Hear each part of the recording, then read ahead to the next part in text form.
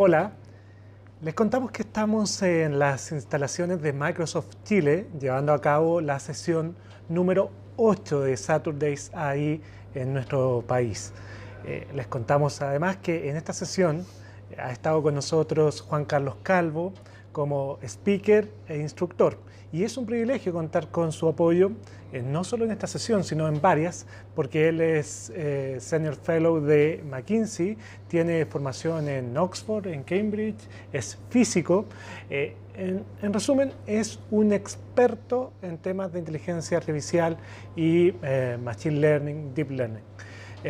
Juan Carlos, muchas gracias por participar de esta entrevista y por todo el apoyo al programa. Vale.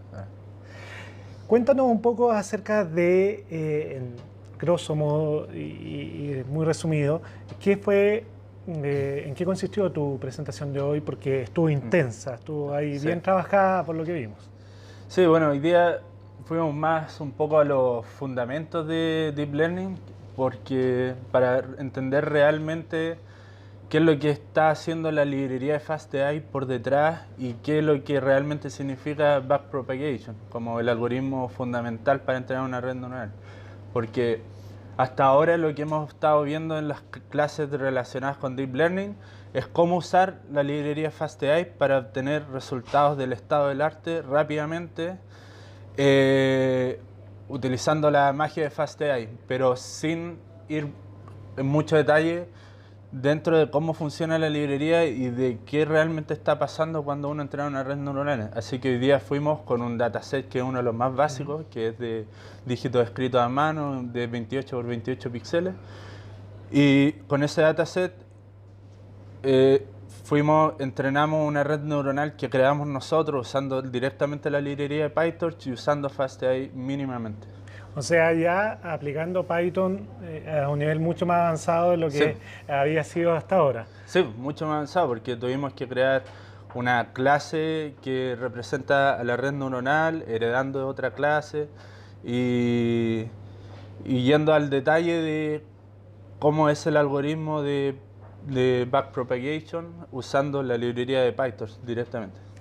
¿Cómo viste el desempeño del grupo? ¿Estaban muy perdidos? ¿Cómo No, anduvieron? siento que igual entendieron las preguntas que hicieron, le daban al clavo y siento que igual se entendió, sobre todo la parte de entender al menos a grosso modo qué es lo que está pasando, me ayudó mucho el haber tenido una pizarra para poder así hacer unos dibujitos y explicar mejor esa parte. ¿Hubo harto de matemáticas también ahí Sí, un involucrado? poco una notación de una derivada, pero igual no es tan importante que sepan cálculo para entender lo que está pasando. Exacto. Sí. Oye, Juan Carlos, me gustaría que retrocedamos un poco a lo que son los fundamentos y, digamos, las aplicaciones más básicas o más generales de la inteligencia artificial. Nosotros, claro, en el comienzo de este video estamos hablando de algo mucho más aplicado, mucho más avanzado, que fue lo que se hizo en esta sesión y que tú estuviste dirigiendo. Pero en términos más globales, me gustaría que nos explicaras tú, por ejemplo, cuáles son las aplicaciones, los casos de uso que ves como hoy día más plausibles y que se están dando ya incluso a nivel mundial y en nuestro país. Sí, o sea, en cualquier parte donde uno requiera modelar, ya sea cómo se clasifican ciertos objetos o cómo se comporta cierta variable, estos métodos son muy flexibles y sirven para modelar todo ese tipo de situaciones. Uno que encuentro especialmente útil para casos de uso en el día a día es la sesión que se está realizando ahora en trabajar con datos con tablas, porque muchas de las operaciones y de la información que tienen las empresas vienen en Excel, en tablas. Entonces, esa es el tipo de información más común en la industria y el saber cómo construir un modelo a partir de esos datos lo encuentro muy útil. Y entonces, para predecir, qué sé yo, las ventas, para predecir números de eventos dados, no sé, para predecir fallas, para predecir números de clientes que van a llegar, qué sé yo, para predecir quién va a dejar una aseguradora. O sea, todo ese tipo de cosas se pueden modelar utilizando estos tipos de técnicas. Juan Carlos, quizás lo más popular que se da en torno a la inteligencia artificial son aquellas aplicaciones o usos con imágenes. Claro, sí. Clasificación, etiquetación de imágenes, reconocimiento facial, Sí, sí. conteo de vehículos, Sí, de sí. tráfico, en fin. Pero lo interesante de lo que se está viendo en esta sesión y también en la sesión pasada es que hay otros casos de uso. casos de uso. Sí, y que probablemente son los que le dan más valor a la industria en general, porque no es tan común en la industria en general tener casos de uso donde la visión computacional sea lo que agregue más valor. Por lo general son otras cosas las que agregan más valor y el tener las herramientas para saber cómo trabajar con texto, cómo trabajar con data tabulada, yo encuentro que es muy muy útil y que tiene muchas aplicaciones. Si bien visión computacional es un área que ya ha avanzado muchísimo y la performance de los modelos en visión computacional supera muchas veces a la performance de un humano, siento que estas otras herramientas tienen un uso más aplicable a un rango variado de problemas en la industria. Sí. ¿Hay algún potencial o algún área de trabajo, ya sea con el procesamiento de texto o de tablas o de datos que no sean imágenes, que tú estés interesado en desarrollar o que te llame mucho la atención?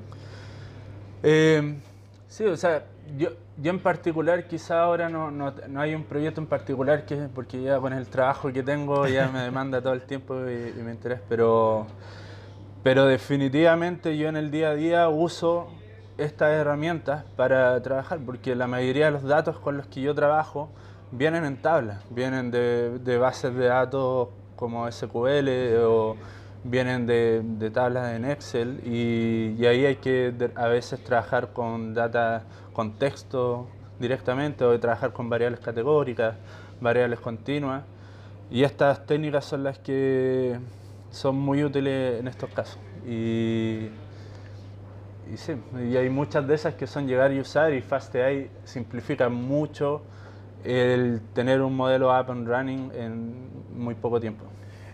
Juan Carlos, ¿cómo has visto tú el desarrollo del programa? ¿Qué te ha parecido estas 8 sesiones? Tú has estado en gran parte de ellas apoyándonos, lo cual valoramos mucho. ¿Cómo has visto al grupo? ¿Cómo ha ido evolucionando este proceso?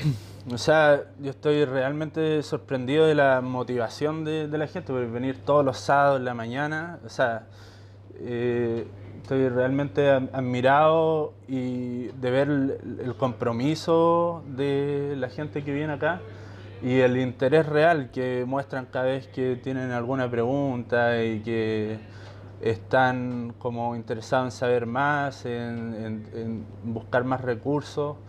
Eso yo lo encuentro fantástico, además sobre todo porque va a ayudar a construir una comunidad de inteligencia artificial acá en Chile, porque ellos estudian esto, pero después lo hablan con sus amigos, con sus colegas y más gente se interesa en el tema. Y que yo creo que una de las cosas más importantes que está haciendo este programa es ayudar a generar comunidad alrededor de inteligencia artificial en Chile. Y que es muy importante. Interesante esa mirada, Juan Carlos. Sí. Para ir cerrando, me gustaría hacerte una pregunta un poquito más de perfil o más personal. ¿Cómo derivaste y entraste a este ámbito, a la inteligencia artificial? ¿Cuáles fueron tus aproximaciones? Porque tú tienes un tremendo currículum, eres físico de profesión, estudiaste física en tu degree, después te fuiste a perfeccionar a importantes universidades como Oxford y Cambridge. Entonces, ¿cómo llegas a esto?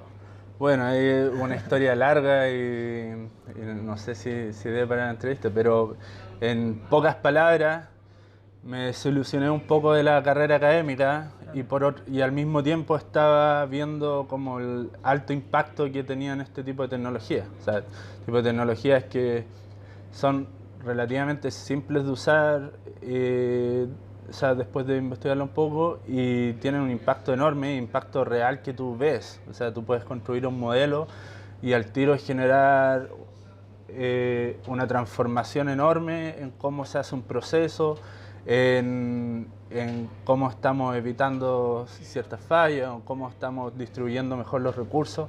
Entonces eso también es gratificante, el construir algo y ver que está dando valor. Entonces eso fue una de las cosas que principalmente me llamó la atención. Y bueno, siempre me interesó mucho la tecnología, ciencia ficción, hipotetizar sobre el futuro muy lejano de la raza humana y cómo la tecnología va a influir en eso. Juan Carlos, reiterarte nuestro profundo agradecimiento por tu colaboración Sí, y por este tiempo para conversar acerca de una visión general, algo más particular y también lo personal. Ya, vale, gracias.